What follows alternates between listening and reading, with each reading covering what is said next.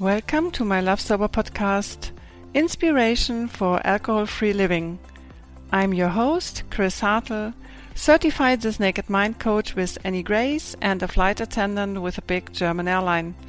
In this podcast, I would love to explore with you the role of alcohol in our lives and culture without rules, pain or judgment.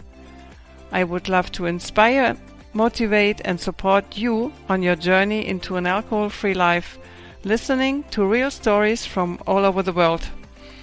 I would love to talk to people in German, English and Spanish, and if you would like to be part of this mission, please send me an email to chris@lovesober.de. But now let's start, and I hope you enjoy this episode. You know, Annie says that alcohol doesn't taste good. I'm going to test it out, right? I'm going to see if that's true. And I stopped and I bought a favorite bottle of beer. And of course, that was back on the slippery slope. But I had this idea, right? I had this concept of this method in my back pocket.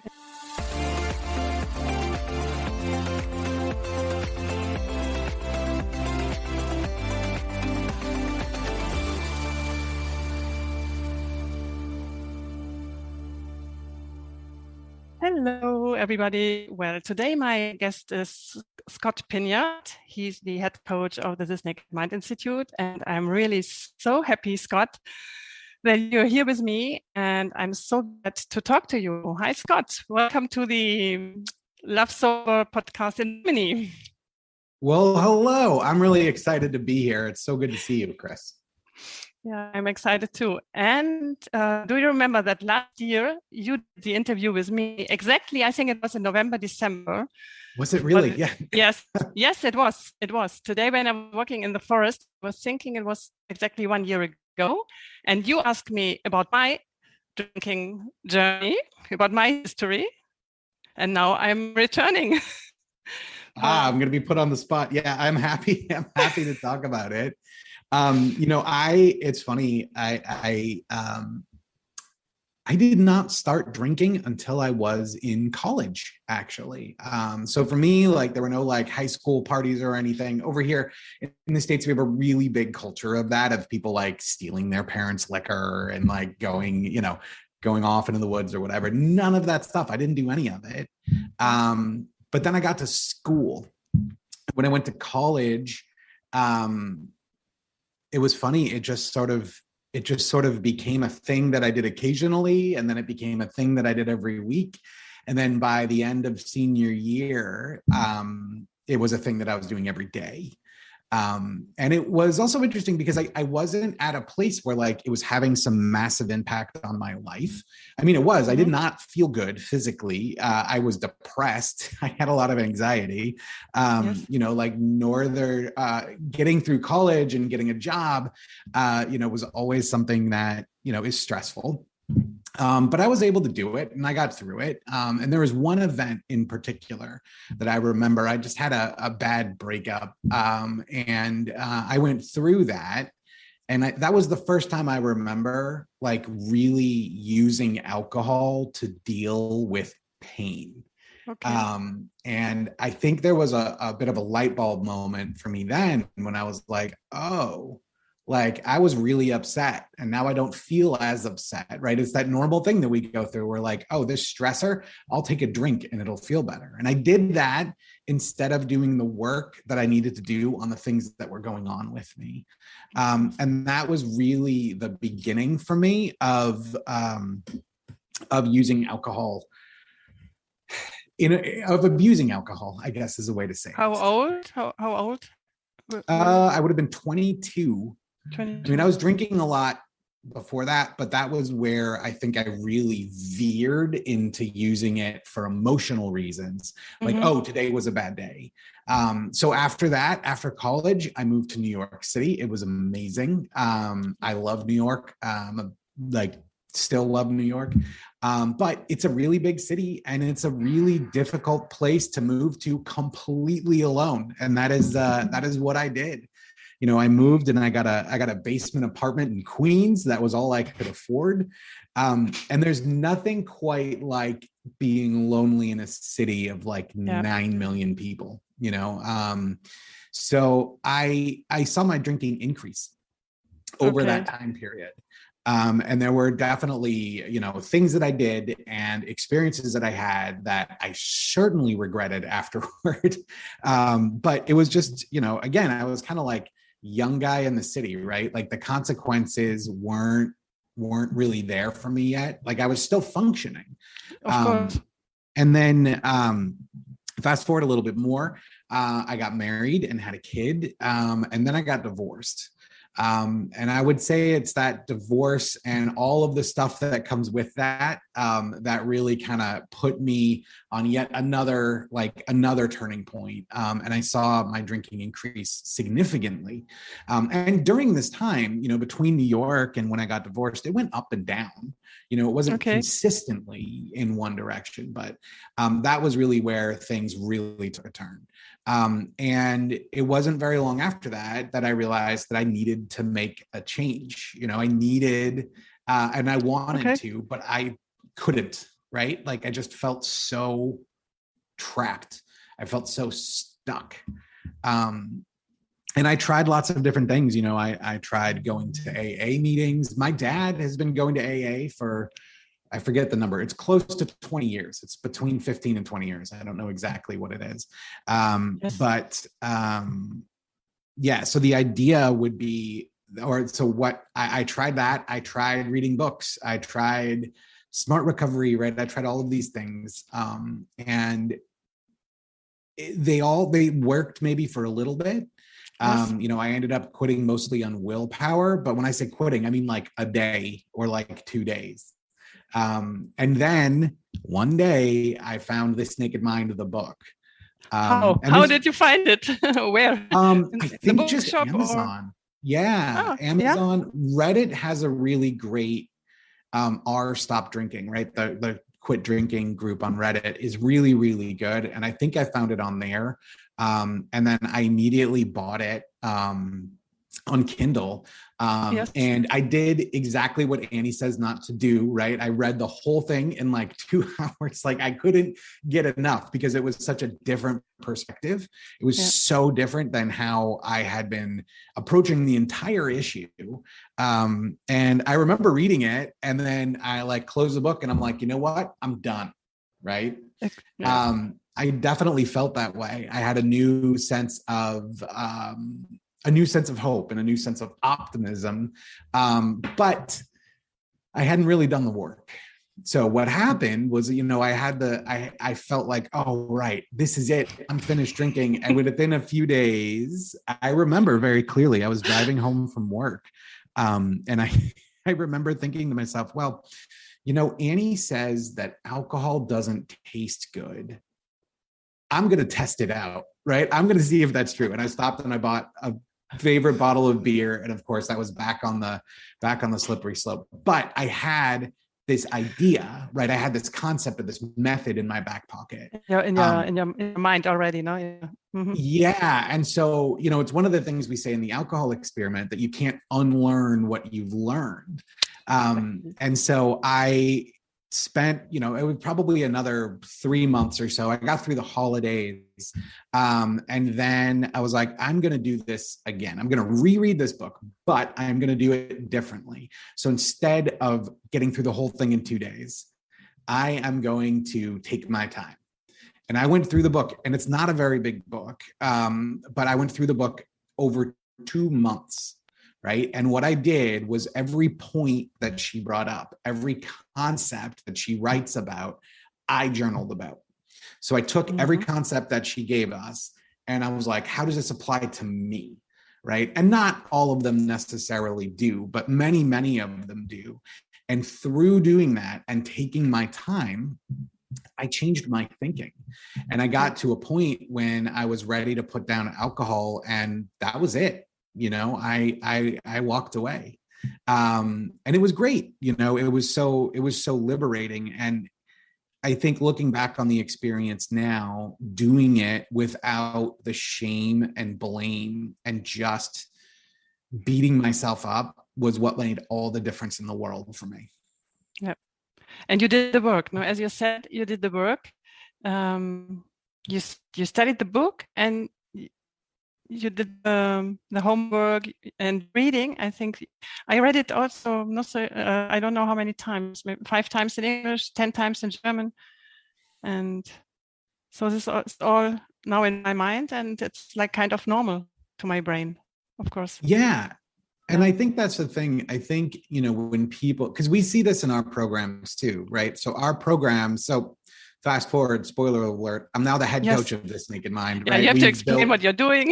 We build programs. We help people quit drinking all over the world.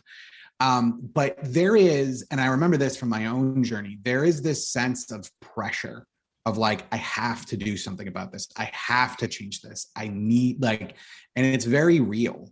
And for me, I think I had that sense, I felt that pressure, and I wasn't letting go to let myself actually change my thinking before I quit. That's what happened the first time, right? I read these ideas and it was amazing and I was learning this stuff, but I hadn't actually changed the way I thought. And that's why after a few days, I was back at it, but it really is like you talk about, like reading the book multiple times, like that is really what it takes, and then applying this stuff to your own journey.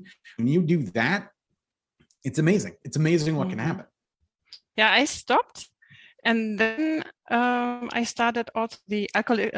I read the book. I stopped. I read the book.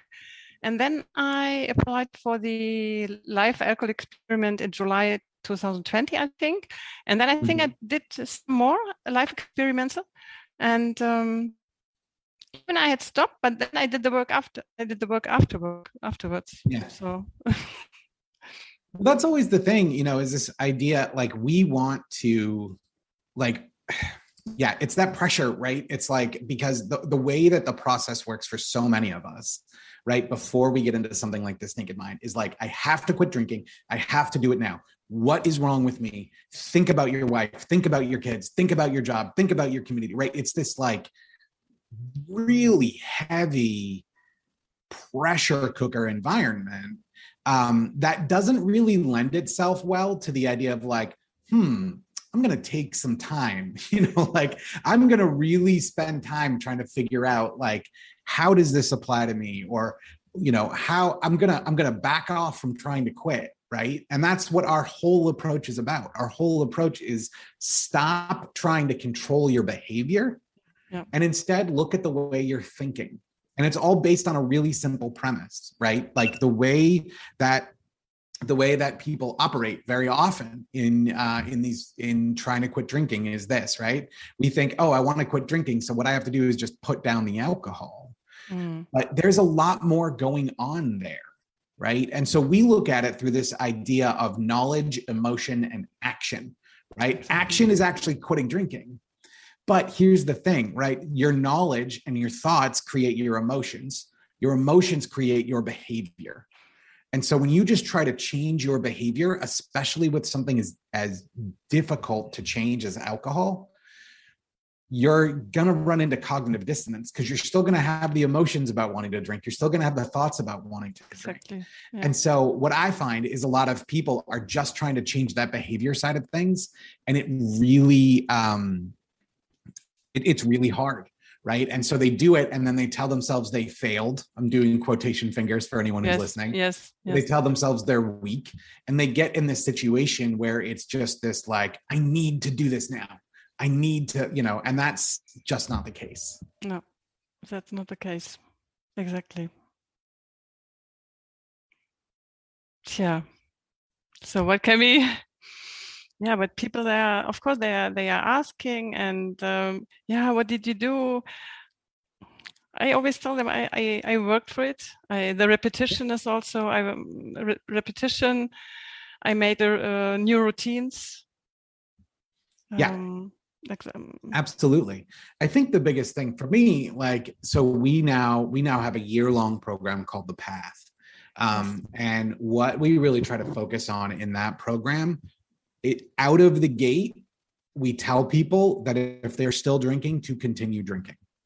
And this is very confusing And I know it was confusing to me too.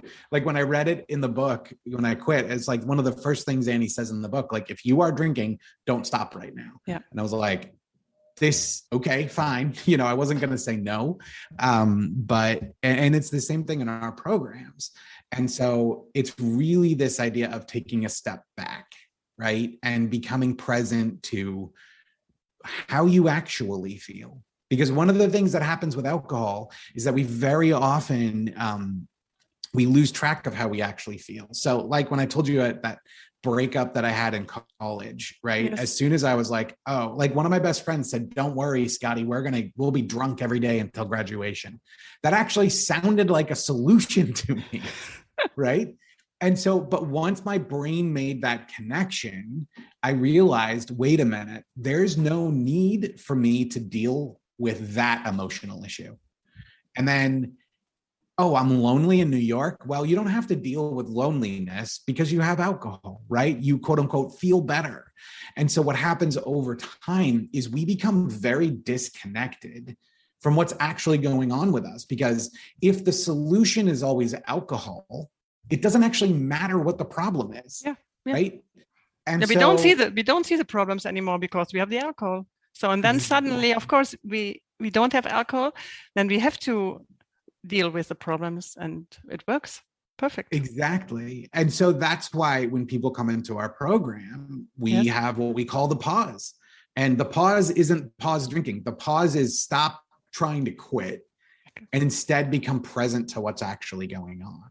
Mm. And there's a reason for that. Right? The reason is that we want you to understand on a conscious and a subconscious level how alcohol is affecting your life. Part of the reason that it's so difficult for people to make this shift is that their conscious side of their brain is like, you need to quit drinking. You have to quit drinking. What's going on, right? You feel like you want to quit drinking. But the subconscious part of our brain, and without going into too much neuroscience, but it literally believes that we need alcohol to survive. And so we get this tension. And so what happens is we beat ourselves up and we say, oh, I have to quit drinking now. I have to quit drinking now. But part of our brain, our subconscious is like, no, you don't. Like my job is to keep you alive and this is going to keep going. So what we do is we have people pause and observe, right? Look around at what you're actually experiencing. Look around at one of my favorite exercises, and I have had people completely quit drinking just by doing this one thing, right? What they do is before they drink, during the day. So let's say it's a busy day at work and they're at work and, like me, like dreaming of this glass of scotch at the end of the day. So before you have this glass of scotch, write down how you feel right now and how you're going to feel half an hour after you finish that glass of scotch. And then have the glass of scotch. Yes. And then 30 minutes later, write down how you actually feel and then compare those two things, right? And it's amazing when you do this because you actually don't get, well, I don't want to spoil it, but it's not what you think it is, right? Yeah. And the idea of this and of so many other things we're doing is that yes, your conscious mind wants to quit drinking. That's why you paid money to be in the path. But it's your subconscious mind that's holding on to this. Mm-hmm. And so these different experiences are displaying to your subconscious brain, like, hang on a minute, this doesn't work. This isn't what you want it to be. And over time, what happens is your thinking shifts. And we like to say that you lose your desire to drink. That changes everything. Exactly. I think this is what happened to you. This is what happened to me. I realized one day, it was very fast. After 1 week, I'm done with alcohol. I'm really done. Yeah. Yeah. And it's a weird sort of peaceful realization, when I compare what it was like to quit drinking when I took my time and went through the book with everything else I had tried, I would be very optimistic, right? Like I'd be really excited every time, like this is it, right? Because I wanted it so bad. But there was always this sort of undercurrent of doubt, right? Or this undercurrent of uneasiness. Yes. around it, because I knew that there were, like, I could feel this tension inside of me that I was talking about, this sort of cognitive dissonance. But when I quit with this naked mind, it was peaceful. That undercurrent, it was still there, but it was minuscule compared to what I felt before. And like, yeah, the first few days, weren't necessarily the easiest days of my life, but they were nothing like what had happened when I was trying to quit using willpower. Yeah, with willpower, I was always on a wine diet. No? I could I could do it for 3 months, but then the diet was over and I started again. And after a few days, I was at the same level as I had been before. So this was like on a diet. And with this naked mind, I'm free. I'm happy. I'm relaxed. It's peaceful, as you said. It's a nice word. Very peaceful. I mean, it's so different. And so our goal is to help people see that, because ultimately we have everything we need to make this shift, right? Like you have, anyone who is coming into our programs or working with you, Chris, like, they have what they need to change. One of the very first things that we try to do is help people actually believe that. Yes. Because I know, going through my process, if someone had told me that it took me about 6 years to finally quit. But even after the first year, let alone after 5 years, I would have told them, you're out of your mind. I don't have it, right? I'm not strong enough. I'm not good enough. Maybe I don't deserve it, right? There's all of these thoughts that people have. But like, that truly is, at the end of the day, the truth. Like, we are definitely teaching concepts. We're teaching ideas. We are not like, we're pointing you to the strength that you already have, not to some new set of rules. Like, yes, there's ideas and stuff, but the reality is you have everything you need. And that, to me, is like one of the most powerful things about what we do. Yeah. Because instead of saying, oh, I need willpower, right? I need some sort of outside help. What we are saying is, no, you've already got it. Yes. And there's a way out of this. And that, to me, that means a lot to me personally. Yeah. For me too, we provide hope and a lot of optimism also. I mean, This is one of my biggest parts I can give to the clients, because I'm very optimistic always and I'm very positive. So I was really happy today. I have a client, she's doing like a pause. She's really working now. We work together for 3 weeks, I think. She's doing a pause, and she sent me today a picture. One day she got without alcohol. So this was for her really unbelievable. I think she's 40 years and never stopped in a day. She was so happy about this one day. And I said, continue reading, continue working. We will work together. And maybe it takes another 6 months that she will get the feeling that she says, okay, I'm done. But the feeling when she wrote me the message today was amazing. Yeah. It was really, she was so happy. I think the other thing, you bring up this idea of like taking time to get to that point. And it's so funny. I tell people all the time, they'll come through a program of ours, like the 30-day alcohol experiment. And they'll go, I completely failed, right? I didn't quit drinking. And I always have to remind people, and I'll ask them, when we have Zoom calls or coaching calls, and our coaches will ask too, like, how long have you been drinking? And they'll say something like 30 years. And then I'll say, did you really, like, let's be gentle with yourself here. Is it fair for you to expect to eliminate 30 years of drinking in 30 days, right? Does that happen? And then they'll go, no, not really. But then I'll start asking them questions, and those questions will point out to them that their thinking is shifting, right? We spend so much time thinking like this is some sort of binary thing. Either you fail or you succeed. That's it. The reality is that's not how humans work, right? That's not how change works. It works in stages. So even if someone comes into something like the live alcohol experiment, and the idea behind the experiment is that you take 30 days off of drinking, learn about how alcohol affects you mentally and physically, how it affects your relationships and everything else. And then decide at the end what you want to do. Even if you come into the experiment doing that, and then you drink all the way through, you will still have learned things. Of course, right? you watch the videos, or you read the daily emails. Yeah. And I mean, hell, even just signing up for it is a win, you know, even if you don't watch the videos.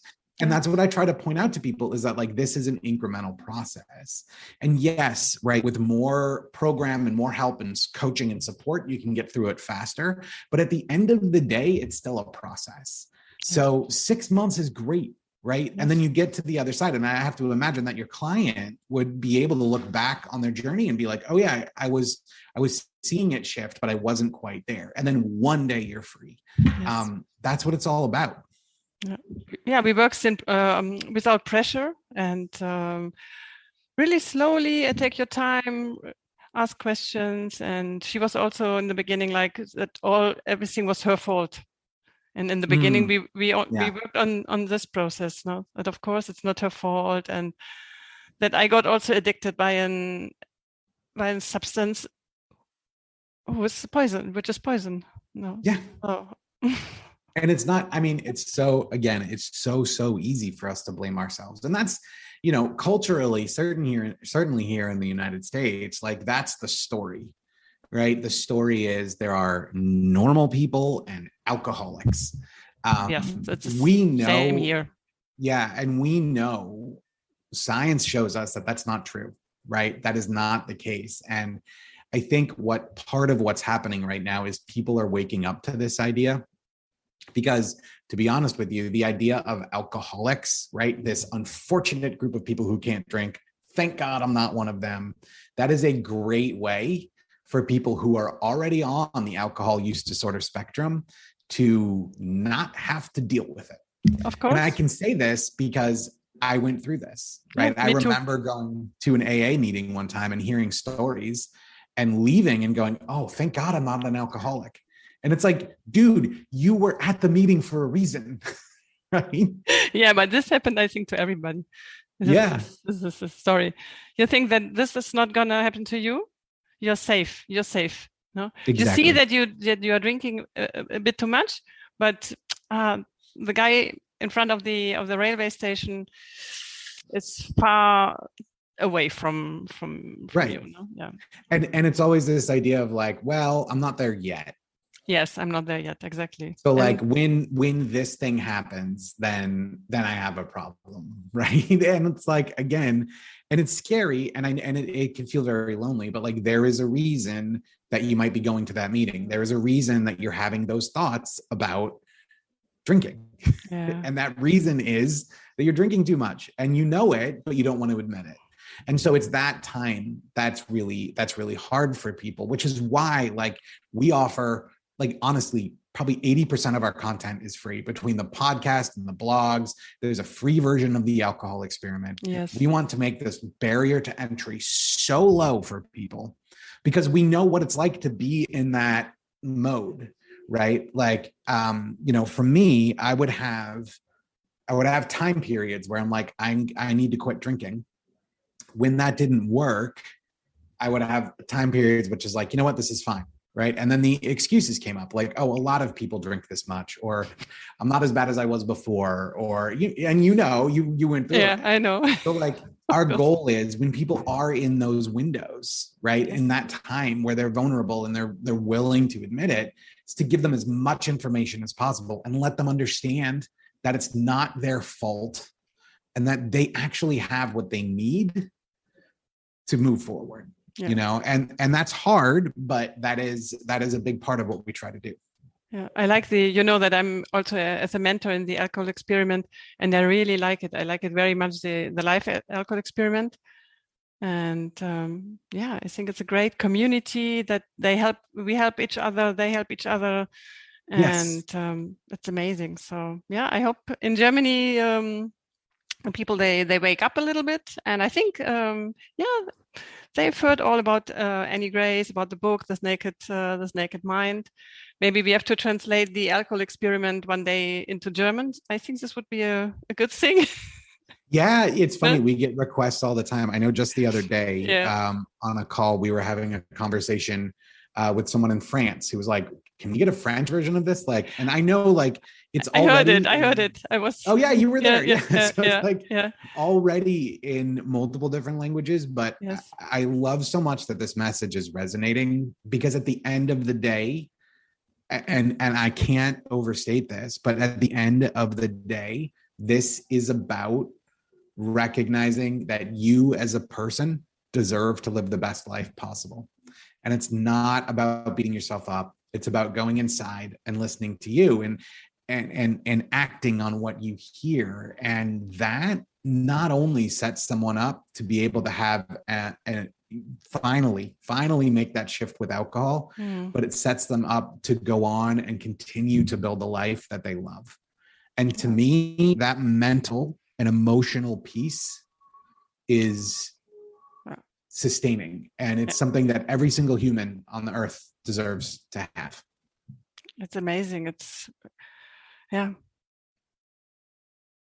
said it the best way. I can't. I'm speechless. It's really so. Yeah, Maybe I would love to that everybody could feel this, because I believed before I stopped, I couldn't believe that a life without alcohol is possible. Exactly. 100%. And I mean that, again, the number of people that come to us saying that, the number of people that come to us and, are not only drinking every day, but saying exactly what you just said. I didn't think this was possible, to then finally have it be possible. Yeah. Right. To then finally achieve that thing. I mean, that's incredible. But the thing is, and this is kind of the joke behind all of it for me, is that quitting drinking is just the beginning of how much better your life can get. And what we teach and what we help people do is to really reconnect with themselves, because that changes everything. Yes. Right. That's how things shift, because now it's about you living your life how you want to. And yes, alcohol was in your way, but there's so many other things you can do to take care of yourself. And we really help people see that, so that no matter what their situation is, right, no matter what's going on for them on a day-to-day basis, they are living a life that they don't want to escape from. And that's the main goal of what we're trying to do. Oh, that's so great. It's so amazing. I mean, I know it because I did the training with you, and I feel so proud. I feel so happy to be with all the coaches together. And I think we help each other. We have so many people also to become alcohol free. Yes. And I will put in the show notes, of course, all the programs This Naked Mind is offering, and your contact details too. So hopefully we can motivate more people, to sign up, or to just think about their issue with alcohol. And, at least check it out. Like I said, check it out. Stuff's free. Exactly. And maybe you also come to the point, maybe I read the book. I have many people now, they read the book, and then they told me, thank you for telling me about the book, and I'm done with alcohol. Yeah. It's amazing. Yeah. It's really great. It makes me very happy. Yeah, me too. Scott, anything else to tell the German audience before we... Oh my, let me think. Well, I think I just want to reiterate what I said before, right? And I think this is so important. And I might be saying this to you and you might not believe me, but I promise you it's true. This is not your fault. You have the tools to work through this. You have the power inside that you don't think you have, and it is possible. Yeah. Oh, thank you so much. Thank you for being my guest. Thank you for having me. This was really fun. No, I'm really, really happy with you. Thank you so much, Scott. And see you, and we talk to you, or I talk to you soon. All right. Take care. Bye-bye. Bye.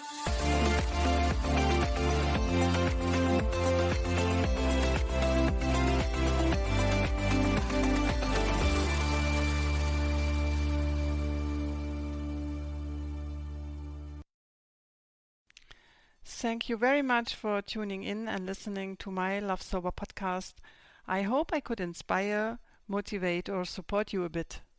My mission is to show you with enthusiasm and love that life without alcohol is so beautiful and that changes are possible.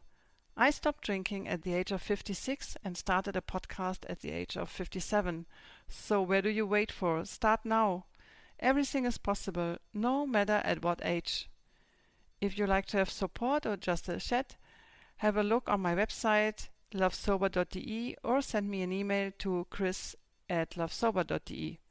And if you like to be my guest, please write me an email.